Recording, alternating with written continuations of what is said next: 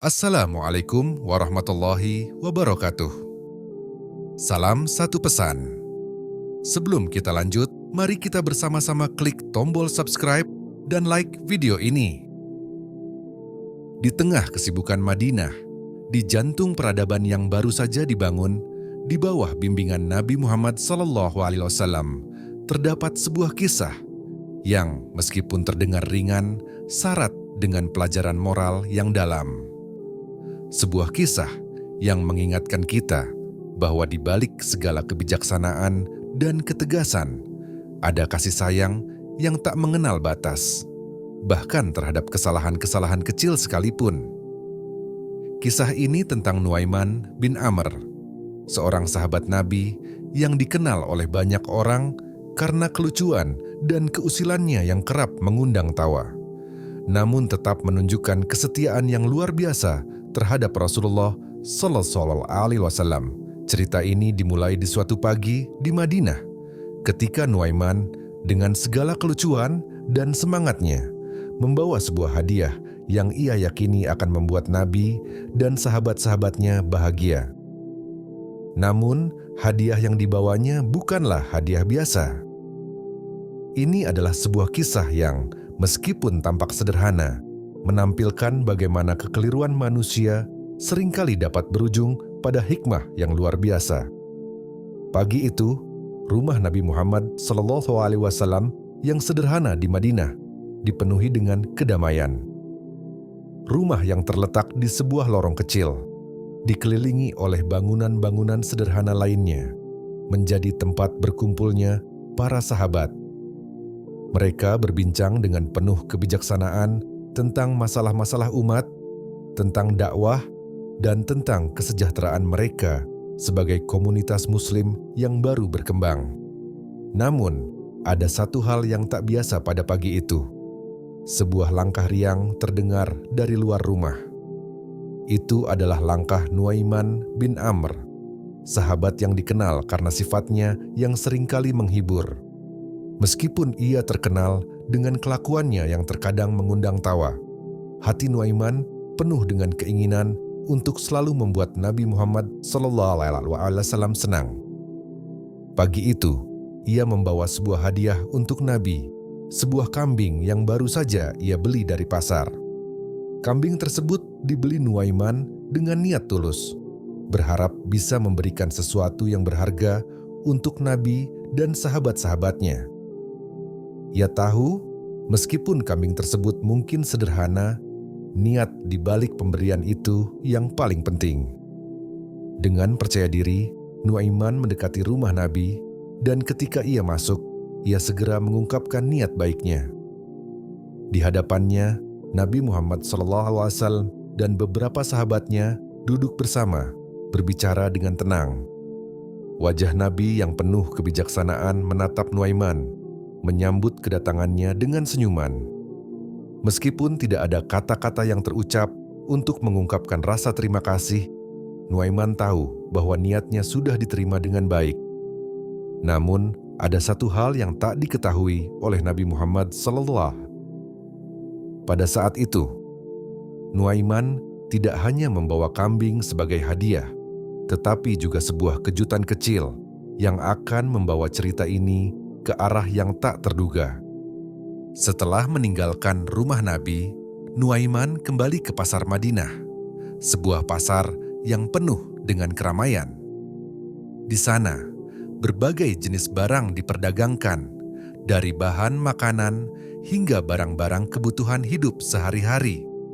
Namun, ada satu pedagang yang menarik perhatian Nuaiman, seorang pedagang Yahudi yang menjual barang yang jelas dilarang dalam agama Islam, minuman keras. Pedagang ini sudah lama dikenal oleh Nuaiman, dan meskipun keduanya berasal dari latar belakang yang berbeda, mereka sering berinteraksi dalam suasana yang ramah. Hari itu, Nuaiman datang dengan tujuan yang tidak biasa. Ia membeli sejumlah minuman keras dengan uang yang ia miliki, seolah-olah tanpa beban.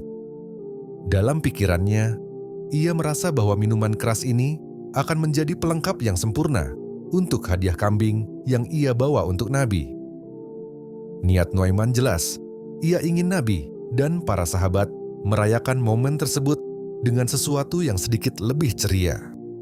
Penuh percaya diri, Nuaiman meninggalkan pasar dengan botol minuman keras di tangannya.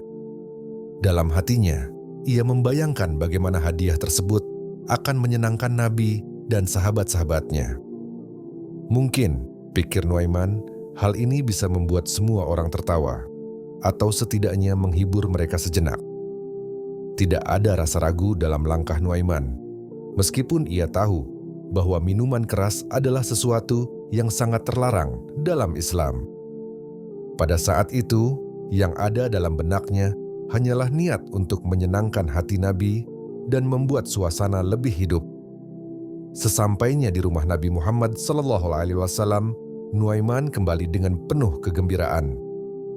Dalam genggamannya, botol minuman keras itu tampak seperti hadiah yang berharga. Ia dengan cepat memasuki rumah Nabi, di mana para sahabat lainnya sudah menunggu dengan sabar. Semua orang tahu bahwa mereka akan segera menikmati hidangan kambing yang telah disiapkan oleh Nuaiman. Namun, suasana yang sebelumnya penuh ketenangan tiba-tiba berubah. Para sahabat yang ada di rumah Nabi menatap Nuaiman dengan heran saat ia mengangkat botol minuman keras itu. Mereka tahu betul bahwa meskipun Nuaiman adalah seorang sahabat yang sangat dihormati, tindakannya kali ini jelas salah. Minuman keras bukan hanya dilarang dalam Islam, tetapi juga bertentangan dengan ajaran yang telah Nabi Muhammad SAW bawa. Namun, yang luar biasa dari kisah ini adalah reaksi Nabi Muhammad SAW. Tidak ada kemarahan yang tampak di wajah Nabi. Tidak ada teguran keras. Sebaliknya, Nabi memandang Nuaiman dengan wajah penuh pengertian. Beliau tahu bahwa sahabatnya itu tidak bermaksud buruk. Di balik kelucuan Nuaiman, tersimpan niat yang tulus untuk membuat orang lain bahagia. Namun, Nabi juga tahu bahwa apa yang dilakukan oleh Nuaiman tetap salah. Dalam ketegasan yang penuh kasih, Nabi mengingatkan Nuaiman bahwa meskipun niatnya baik, batas-batas yang ditentukan oleh Allah tetap harus dihormati. Meskipun Nuaiman merasa malu dengan tindakannya, ia menyadari bahwa Nabi Muhammad SAW tidak pernah menghakimi dirinya. Beliau tidak menunjukkan rasa marah dan tidak juga mengutuk apa yang telah Nuaiman lakukan. Sebaliknya, Nabi memberikan pelajaran yang lebih berharga bahwa Islam mengajarkan umatnya untuk menjaga batasan yang telah ditetapkan oleh Allah. Namun, pelajaran itu disampaikan dengan cara yang penuh kasih, bukan dengan cara yang keras.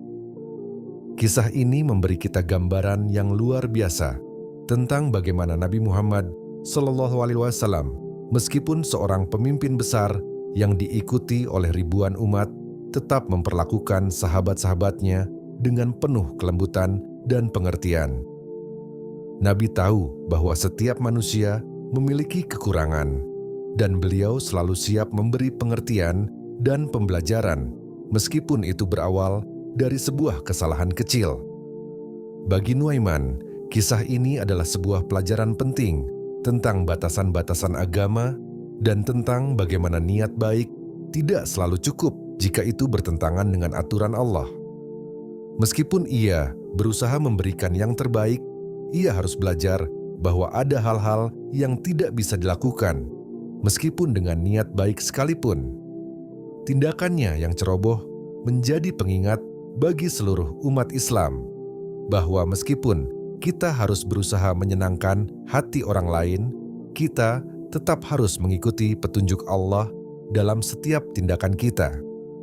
Kisah Nuaiman ini adalah contoh sempurna dari bagaimana kasih sayang dan pengertian Nabi Muhammad SAW terhadap para sahabatnya tidak pernah surut, bahkan ketika mereka melakukan kesalahan.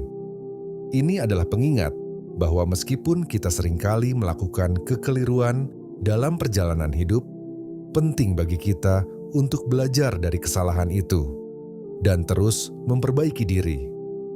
Sebagai umat Islam, kita diajarkan untuk selalu menjaga hati dan niat kita, serta untuk mengikuti petunjuk Allah dalam setiap aspek kehidupan.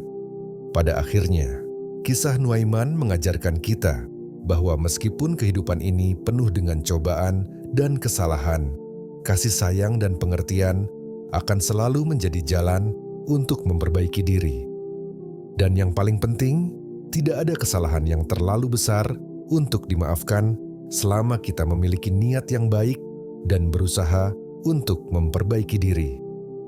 Kisah ini juga mengingatkan kita bahwa dalam setiap kebahagiaan dan kelucuan, kita tetap harus menjaga prinsip-prinsip moral yang telah ditetapkan oleh agama. Assalamualaikum warahmatullahi wabarakatuh. Salam satu pesan. Sebelum kita lanjut, marilah bersama-sama kita klik tombol subscribe dan like video ini. Di balik setiap makam Nabi yang tersebar di bumi ini, terdapat kisah yang menyimpan keberkahan, hikmah, dan rahasia ilahi yang tak terungkapkan. Salah satunya adalah makam Nabi Musa, yang keberadaannya masih menjadi misteri. Namun, bagi umat Islam, makam ini tetap memiliki daya tarik spiritual yang tak tergantikan. Keberkahan yang terkandung dalam tempat suci ini bukan hanya sekadar kekuatan fisik, tetapi juga sebuah perjalanan spiritual yang mendalam, penuh dengan pengajaran yang dapat membuka hati dan memperkuat iman. Namun, ada satu hal yang seringkali terabaikan: godaan syaitan yang berusaha menutupi keberkahan tersebut, mengalihkan perhatian umat dari tujuan sejati dalam berziarah. Maka, apa sebenarnya yang membuat makam Nabi Musa begitu istimewa? Dan mengapa syaitan begitu gigih berusaha untuk menutupi rahmat yang ada di dalamnya? Dalam narasi ini, kita akan mengungkap misteri tersebut dan belajar dari pelajaran yang terkandung di baliknya. Nabi Musa adalah salah satu nabi besar dalam Islam yang memiliki kedudukan yang sangat penting. Dalam Al-Quran, nama Musa disebutkan lebih dari 130 kali, menjadikannya salah satu nabi yang paling banyak disebutkan dalam kitab suci tersebut. Sebagai utusan Allah, Nabi Musa diutus untuk membimbing umatnya, Bani Israel, yang sedang berada di bawah penindasan Raja Fir'aun. Kisah hidupnya penuh dengan peristiwa-peristiwa luar biasa. Dari kelahiran yang penuh mukjizat, pertarungan dengan Fir'aun, hingga penyelamatan Bani Israel dengan membelah Laut Merah. Keberadaan Nabi Musa dalam sejarah umat Islam bukan hanya terbatas pada peranannya sebagai pemimpin spiritual dan politis, tetapi juga sebagai simbol keadilan, keteguhan iman, dan kekuatan yang diberikan Allah untuk mengatasi tirani. Namun, seperti nabi-nabi lainnya, kehidupan Nabi Musa tidak lepas dari godaan syaitan yang selalu berusaha menyesatkan umat manusia. Dalam perjalanan hidupnya, Nabi Musa menghadapi berbagai ujian, baik secara fisik maupun spiritual. Syaitan dalam ajaran Islam adalah makhluk yang diciptakan dari api dan telah dikutuk oleh Allah karena membangkang ketika diperintahkan untuk bersujud kepada Nabi Adam.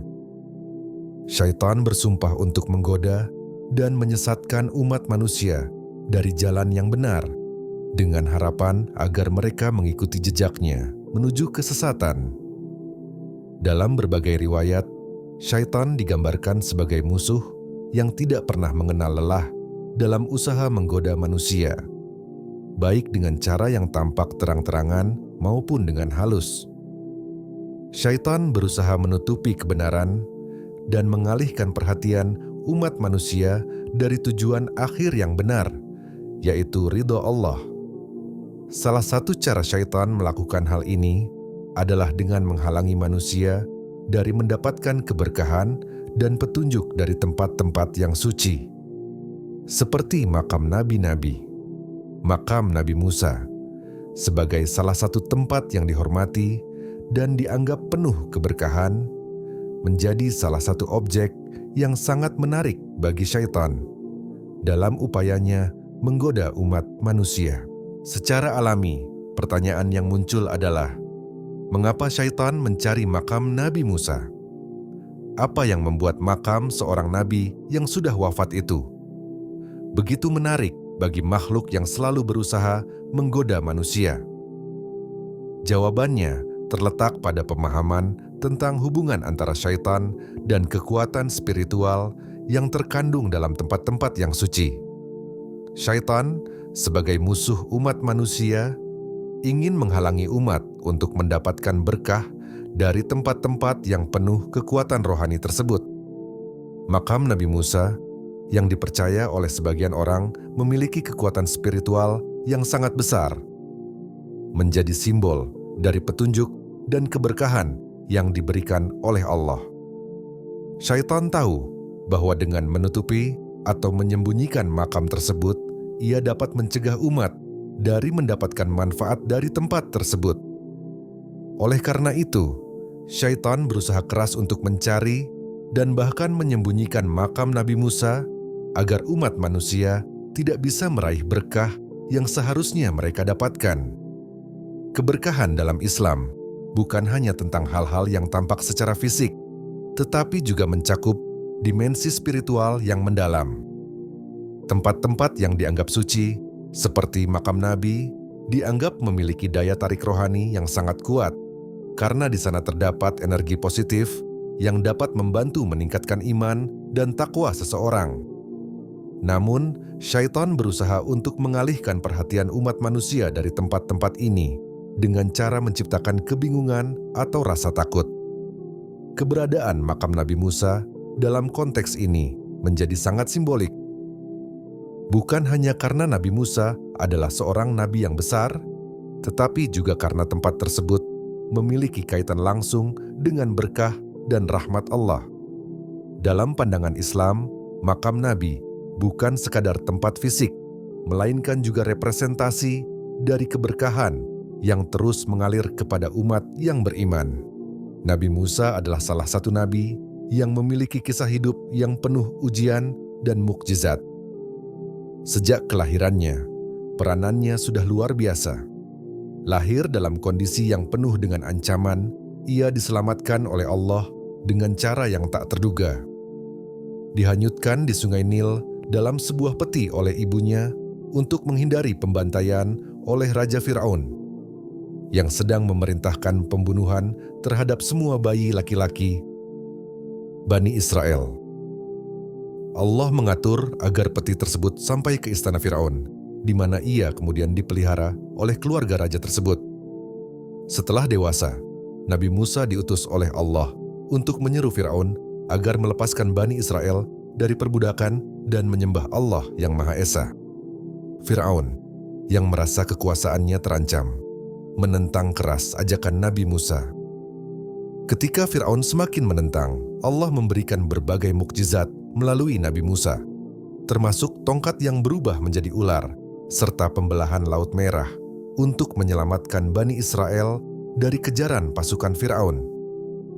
Namun, meskipun sudah menunjukkan banyak mukjizat, Fir'aun tetap keras kepala dan menolak untuk beriman kepada Allah. Ini adalah titik di mana kita mulai melihat keterlibatan syaitan dalam upaya menggoda Nabi Musa dan umat manusia. Dalam beberapa ayat Al-Quran, kita menemukan bahwa syaitan berusaha menyesatkan dan menghalangi Nabi Musa dan umatnya dalam berbagai cara. Syaitan selalu berusaha menggoda umat manusia, dan dalam hal ini, ia juga berusaha menggoda Nabi Musa dan umat Bani Israel. Salah satu cara syaitan berusaha menggoda umat manusia adalah melalui rasa keraguan. Dalam kisah Nabi Musa, Allah memberi wahyu kepada Musa untuk menghadap Fir'aun, tetapi syaitan mencoba menanamkan rasa takut dan keraguan di hati Nabi Musa tentang keberhasilannya. Dalam beberapa ayat, kita dapat melihat bahwa Nabi Musa merasa khawatir tentang apakah umatnya akan berhasil mengikuti petunjuk Allah atau tidak. Misalnya, dalam surah Asy-Syu'ara 26:61, kita dapat membaca dialog antara Nabi Musa dan umatnya saat mereka terjebak di tepi Laut Merah. Ketika pasukan Firaun hampir mengejar mereka, umat Nabi Musa mulai meragukan keselamatan mereka, dan mereka berkata, "Sesungguhnya kami akan tersusul oleh mereka." Namun, Allah menenangkan hati mereka melalui Nabi Musa, yang dengan penuh keyakinan mengungkapkan bahwa Allah akan menyelamatkan mereka. Kemudian Allah membelah Laut Merah dan menyelamatkan mereka dari kejaran Firaun.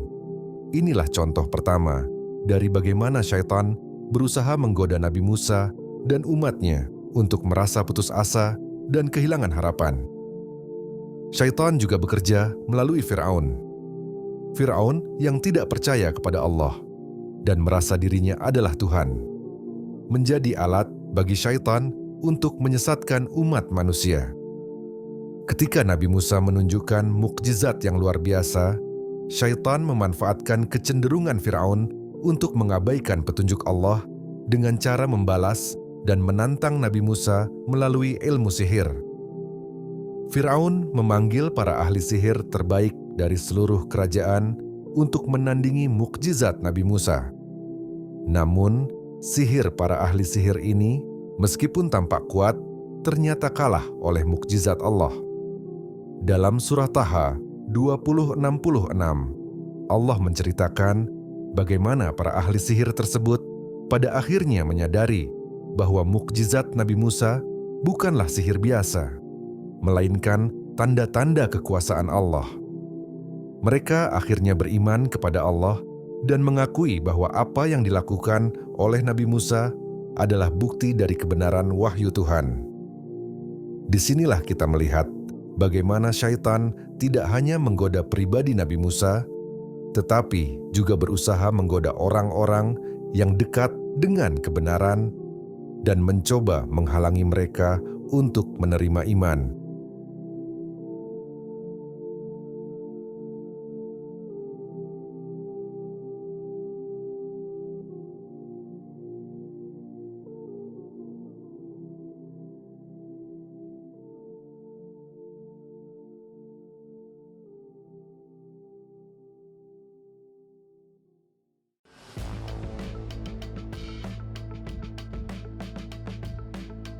Assalamualaikum warahmatullahi wabarakatuh.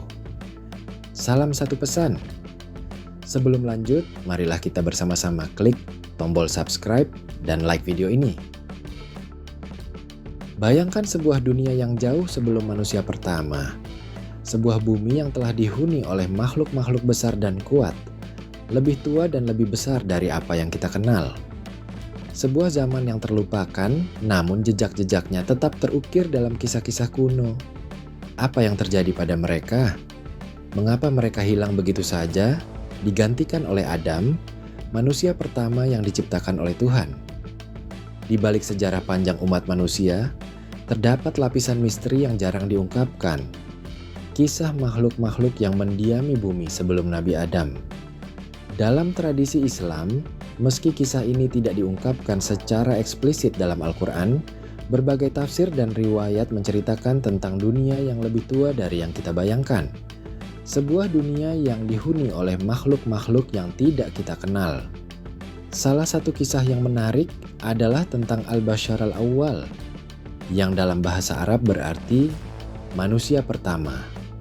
Namun, sebelum kita mengenal Adam sebagai khalifah pertama di bumi, ada makhluk lain yang lebih besar, lebih kuat, dan lebih dulu ada.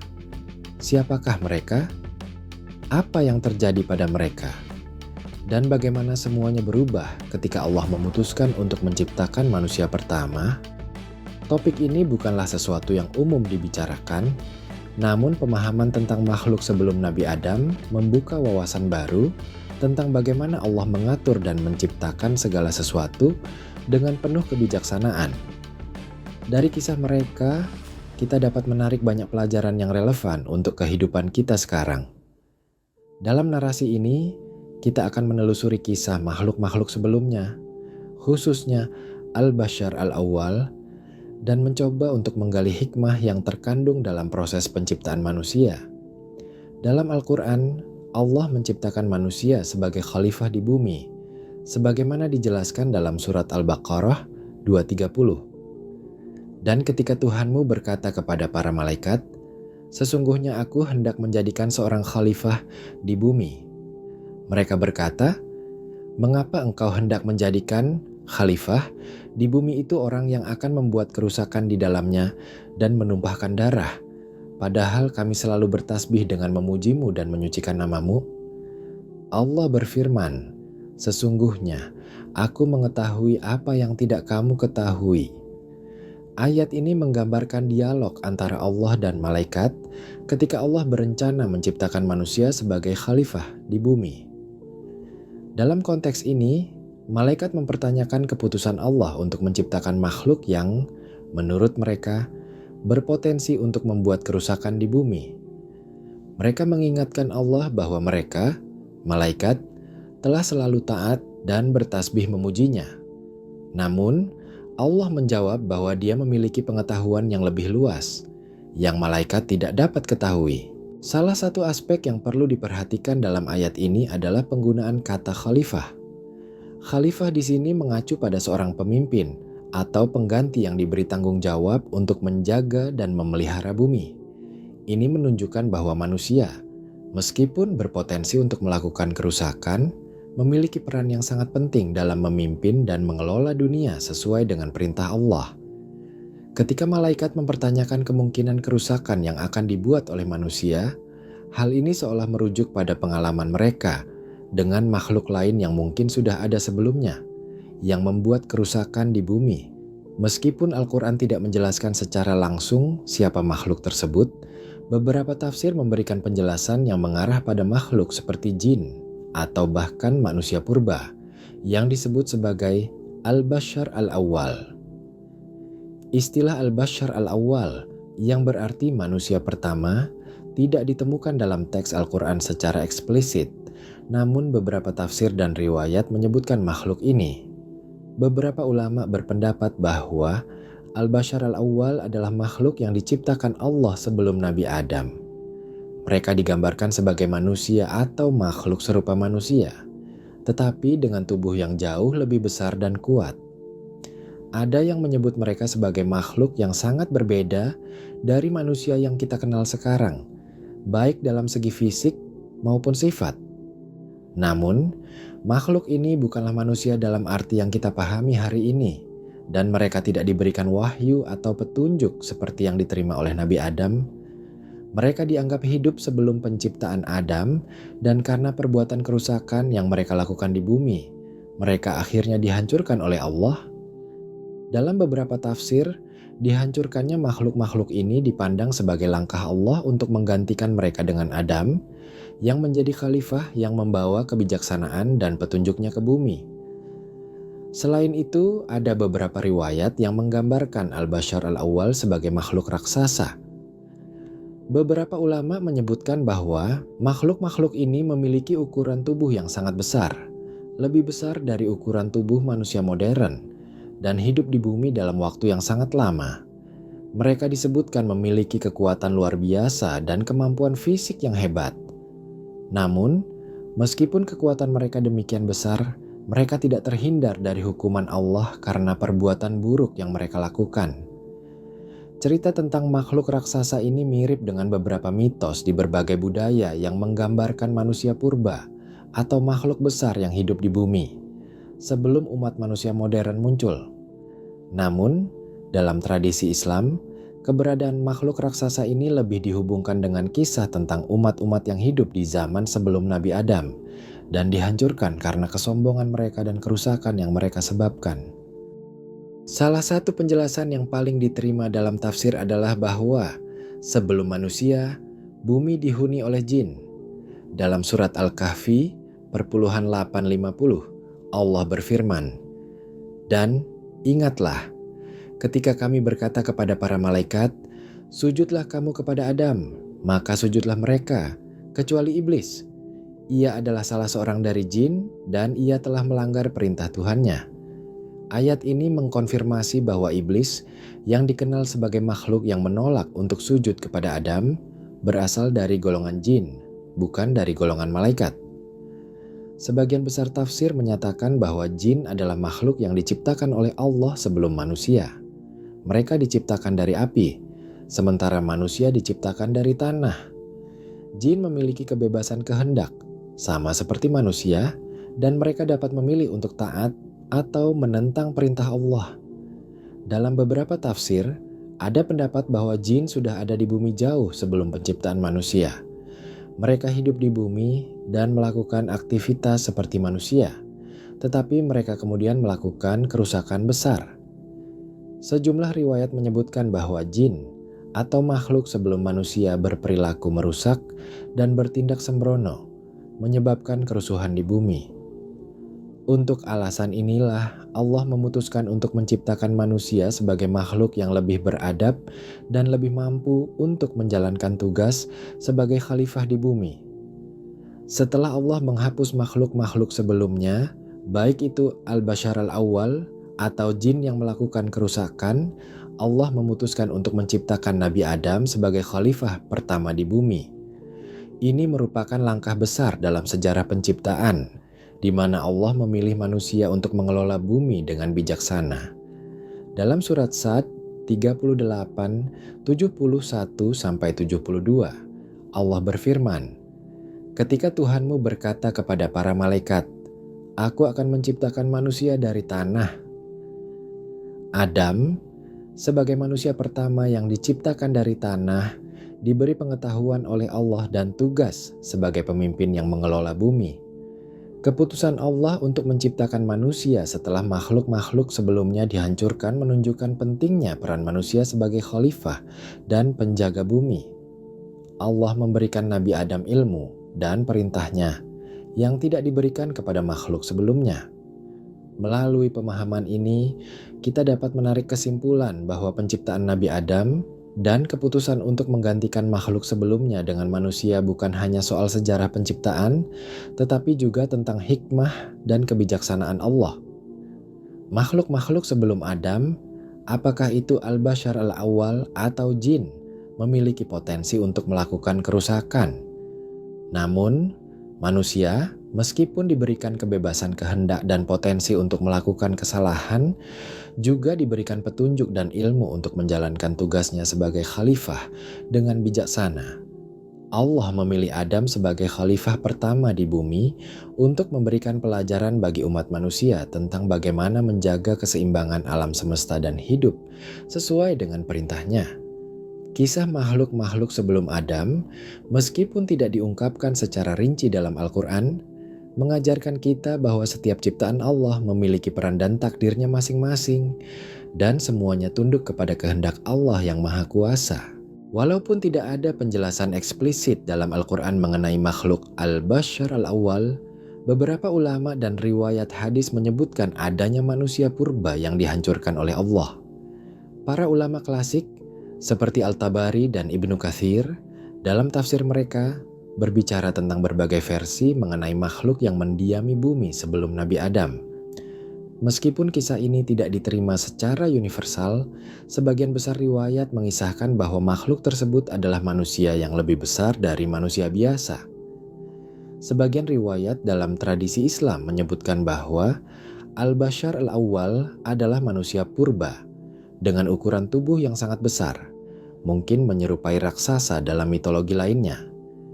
Dalam kisah-kisah ini, makhluk-makhluk besar ini tidak diberi petunjuk wahyu oleh Allah, dan mereka hidup sesuai dengan kehendak mereka sendiri. Karena kesombongan dan keburukan yang mereka lakukan, termasuk kerusakan dan kekacauan yang mereka timbulkan di bumi, mereka dihancurkan oleh Allah. Kisah ini mengingatkan kita pada beberapa cerita dari budaya lain yang menggambarkan manusia purba dengan ukuran raksasa yang kemudian dihancurkan. Dalam konteks Islam, keberadaan al-bashar al-awwal bisa dilihat sebagai gambaran betapa Allah mengatur sejarah alam semesta dengan penuh kebijaksanaan. Keberadaan makhluk-makhluk ini menunjukkan bahwa meskipun mereka kuat, mereka tetap tunduk pada kehendak Allah dan kerusakan yang mereka buat tidak bisa dibiarkan begitu saja.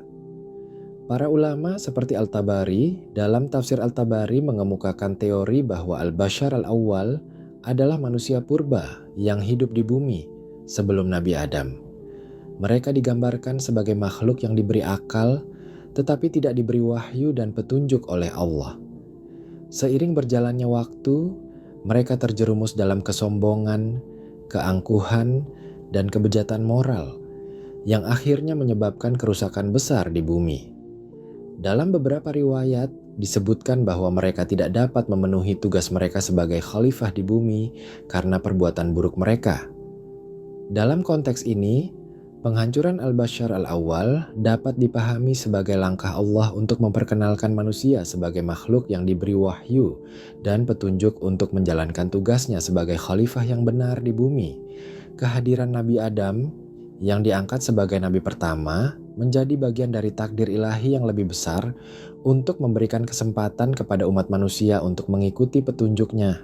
Selain Al-Bashar Al-Awwal, dalam beberapa riwayat juga ada hubungan erat antara makhluk ini dan jin. Sebagaimana yang telah disebutkan sebelumnya, dalam Al-Quran, iblis yang menolak untuk sujud kepada Adam berasal dari golongan jin, bukan malaikat. Dalam banyak tafsir, jin dianggap sebagai makhluk yang lebih dahulu menghuni bumi. Beberapa riwayat menyebutkan bahwa sebelum Nabi Adam, jin-jin ini hidup di bumi, berinteraksi dengan alam dan makhluk lainnya. Namun, karena perilaku mereka yang buruk, termasuk kerusakan yang mereka buat, Allah memutuskan untuk menciptakan manusia sebagai makhluk baru yang lebih baik dan lebih bijaksana. Dalam beberapa versi cerita, jin dan Al-Bashar Al-Awwal memiliki hubungan yang kompleks. Jin yang ada di bumi sebelum Adam tidak hanya berperilaku rusak, tetapi juga melakukan perbuatan yang menyalahi aturan Allah. Sehingga, ketika manusia pertama, Adam, diciptakan, mereka menjadi penerus yang lebih baik dan diberi wahyu, berbeda dengan jin yang bebas memilih jalan hidupnya. Kisah Al-Bashar Al-Awwal juga mencerminkan bagaimana kisah-kisah yang ada di budaya dan mitologi kuno bisa mempengaruhi pandangan umat Islam terhadap makhluk-makhluk purba. Sebagai contoh, kisah tentang makhluk besar atau raksasa yang hidup sebelum manusia dalam berbagai tradisi, seperti mitologi Yunani dan Sumeria. Meskipun tidak ada korelasi langsung antara cerita-cerita ini dan teks Al-Quran, konsep tentang makhluk besar yang mendahului manusia dan kemudian dihancurkan mengingatkan kita pada kisah-kisah yang ada dalam tradisi tersebut. Dalam banyak budaya, raksasa atau makhluk besar seringkali dianggap sebagai simbol dari kekuatan dan kebanggaan yang berlebihan. Kekuatan ini seringkali berujung pada kejatuhan mereka, sebagaimana dalam mitos-mitos tentang Titans atau dewa-dewa yang akhirnya dihancurkan oleh kekuatan yang lebih besar. Dalam konteks Islam, Al-Bashar Al-Awwal adalah peringatan bagi umat manusia tentang pentingnya rendah hati dan kesadaran akan kebesaran Allah. Dari kisah Al-Bashar Al-Awwal, kita bisa mengambil pelajaran penting tentang kesombongan, kerusakan, dan keadilan Allah. Meskipun makhluk-makhluk ini memiliki kekuatan fisik yang luar biasa, mereka gagal dalam menjalankan tugasnya sebagai khalifah di bumi karena kesombongan mereka. Allah menghancurkan mereka sebagai bentuk keadilan, memberikan pelajaran bahwa segala bentuk kesombongan dan kerusakan akan mengarah pada kehancuran, sementara mereka yang mengikuti petunjuknya akan diberi kekuatan dan kemampuan untuk memimpin dengan bijaksana. Penciptaan Nabi Adam sebagai khalifah pertama di bumi tidak hanya sebagai langkah awal dari sejarah umat manusia, tetapi juga sebagai peringatan tentang pentingnya menjalankan amanah dengan penuh tanggung jawab. Sebagai manusia yang diberi akal dan wahyu, kita harus selalu mengingat bahwa kekuatan dan kemampuan kita hanya sementara, dan bahwa kita semua berada di bawah kendali dan kehendak Allah yang Maha Kuasa. Meskipun Al-Bashar Al-Awwal tidak secara eksplisit disebutkan dalam Al-Quran, riwayat dan tafsir mengungkapkan adanya makhluk-makhluk besar dan kuat yang mendahului manusia. Kehadiran makhluk ini, baik itu dalam bentuk manusia purba atau jin, memberikan gambaran tentang perjalanan panjang sejarah bumi sebelum kedatangan Nabi Adam sebagai khalifah pertama.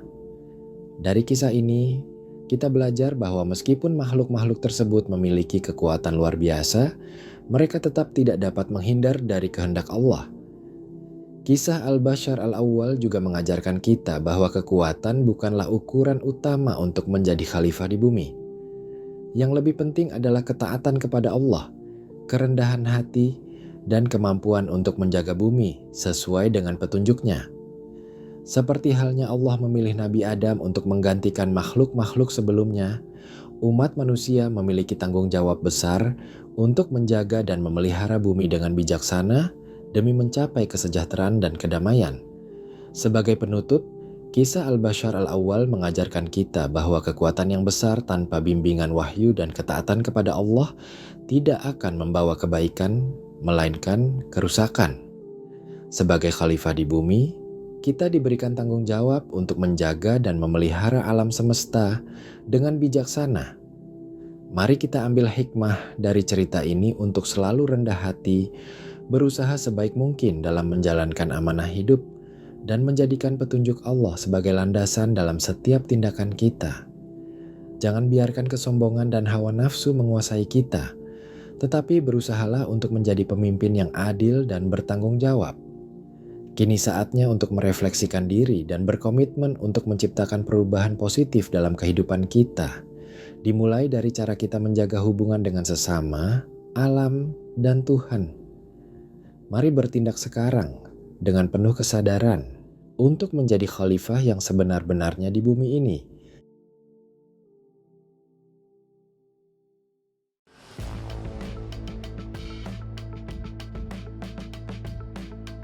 Assalamualaikum warahmatullahi wabarakatuh.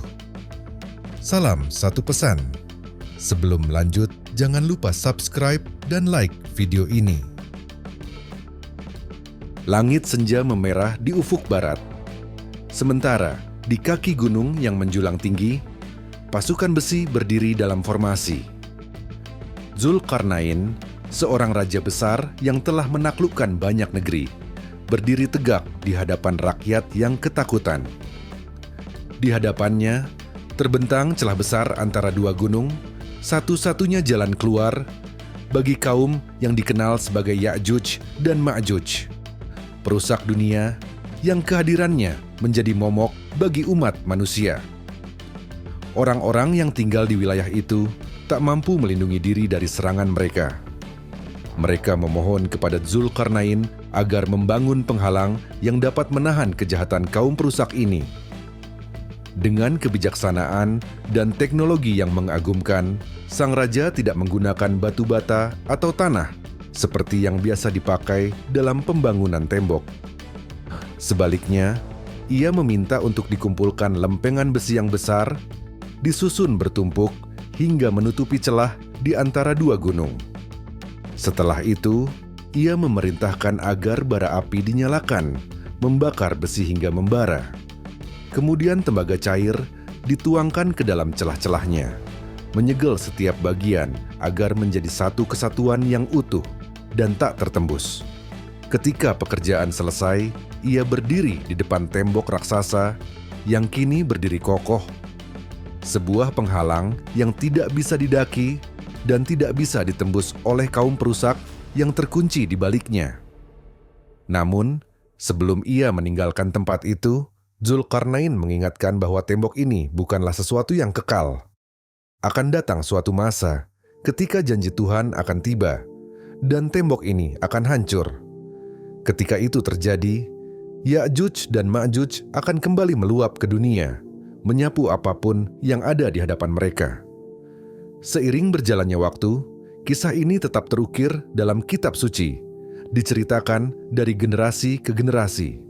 Namun, tembok yang pernah berdiri itu seakan menghilang dari catatan sejarah. Kini, misterinya masih menyelimuti dunia. Jika tembok itu benar-benar ada, di manakah lokasinya? Apakah masih berdiri, ataukah telah lama runtuh tanpa diketahui manusia? Sejak pertama kali kisah tembok ini dicatat dalam kitab suci, para ilmuwan, sejarawan, dan arkeolog telah berusaha mencari petunjuk mengenai lokasinya. Deskripsi dalam Al-Quran memberi gambaran tentang sebuah celah yang berada di antara dua gunung, dengan dinding yang terbuat dari besi yang dipanaskan dan disatukan dengan tembaga. Ini bukan sekadar tembok batu biasa, melainkan sebuah struktur yang pada zamannya pastilah sangat maju dan sulit untuk dibangun tanpa pengetahuan teknologi yang tinggi. Salah satu petunjuk utama yang bisa digunakan dalam pencarian ini adalah geografi. Al-Quran menggambarkan perjalanan Zulkarnain ke arah barat, timur, dan akhirnya ke tempat di mana ia membangun tembok.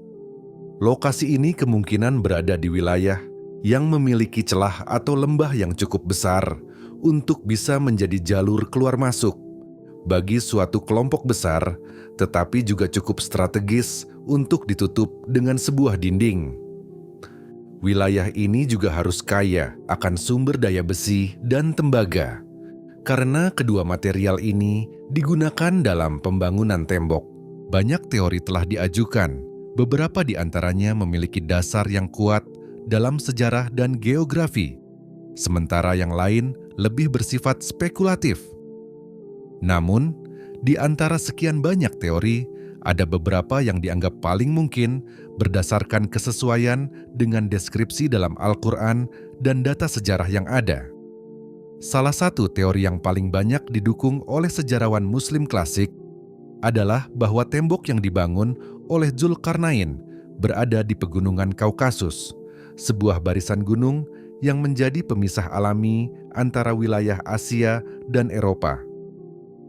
Dalam kawasan ini terdapat sebuah celah sempit yang dikenal sebagai celah Darial, yang telah lama dianggap sebagai jalur strategis dalam sejarah militer. Celah Darial terletak di antara Georgia dan Rusia modern, sebuah titik yang pernah menjadi bagian dari berbagai peradaban besar, mulai dari Kekaisaran Persia hingga Kekaisaran Bizantium. Sejak zaman kuno, celah ini telah digunakan sebagai jalur perdagangan dan perlintasan pasukan. Dalam beberapa catatan sejarah, disebutkan bahwa Raja Persia, Khosrau I, pernah membangun benteng pertahanan di wilayah ini untuk menahan serangan dari suku-suku barbar yang berasal dari utara. Beberapa sumber dari abad pertengahan, seperti catatan Al-Mas'udi dan Al-Idrisi, menyebutkan adanya gerbang besi Alexander yang konon berdiri di tempat ini.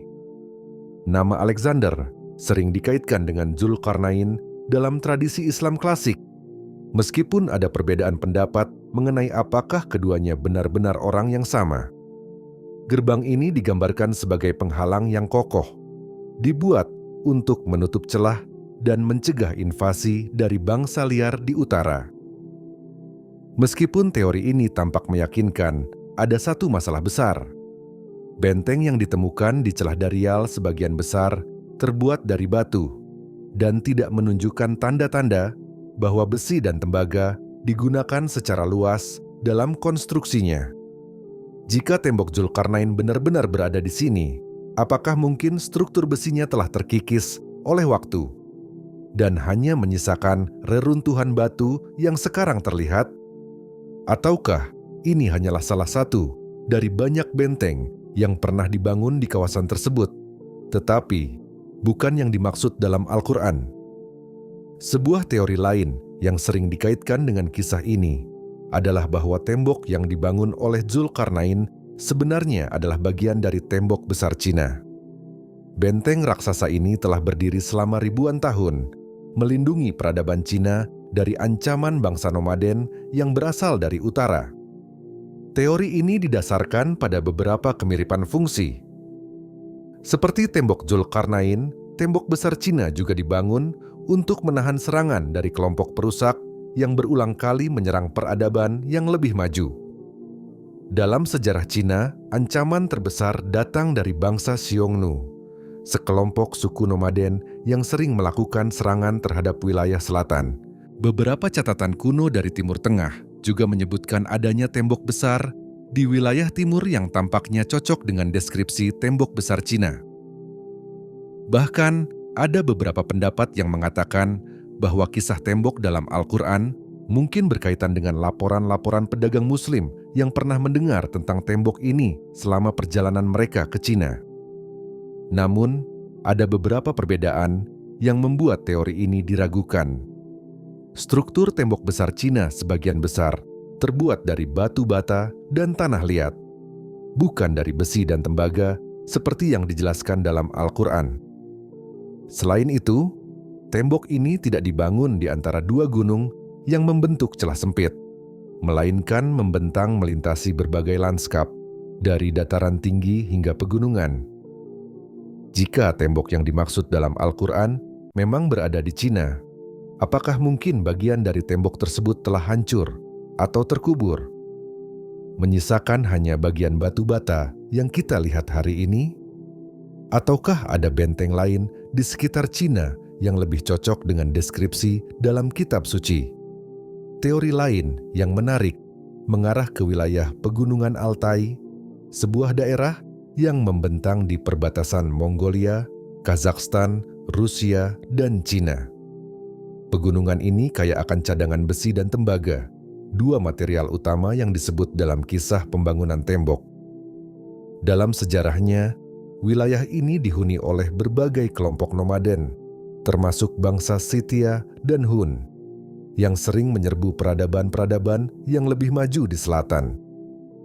Beberapa catatan sejarah menunjukkan bahwa peradaban di Asia Tengah pernah membangun benteng-benteng pertahanan untuk menghadapi serangan dari kelompok barbar yang berasal dari utara. Beberapa teori menyatakan bahwa tembok Zulkarnain mungkin telah terkubur atau runtuh akibat bencana alam yang sering terjadi di kawasan ini. Gempa bumi dan erosi selama ribuan tahun bisa saja menghapus sebagian besar jejaknya, membuatnya sulit ditemukan oleh arkeolog modern. Namun, hingga saat ini, belum ada bukti konkret yang menunjukkan keberadaan tembok besar dari besi dan tembaga di Pegunungan Altai. Jika tembok itu memang pernah ada di sini, mungkinkah ia telah runtuh begitu lama hingga tak tersisa jejak yang jelas? Jika tembok Zulkarnain benar-benar pernah ada, mengapa ia tidak ditemukan dalam catatan sejarah yang lebih luas? Salah satu kemungkinan adalah bahwa tembok ini telah lama runtuh, terkikis oleh waktu, dan hanya menyisakan sisa-sisa yang sulit dikenali. Beberapa ahli berpendapat bahwa tembok ini mungkin tidak benar-benar menghilang, melainkan telah dikaitkan dengan struktur lain yang sudah dikenal, seperti benteng di Pegunungan Kaukasus atau tembok pertahanan di Asia Tengah. Namun, jika tembok ini masih berdiri di suatu tempat yang belum ditemukan, pertanyaannya adalah, apakah Ya'juj dan Ma'juj masih tertahan di baliknya? Misteri ini tetap belum terpecahkan. Pencarian terus berlanjut dengan harapan bahwa suatu hari sisa-sisa tembok ini akan ditemukan dan mengungkap kebenaran yang telah lama tersembunyi di balik kisah-kisah kuno.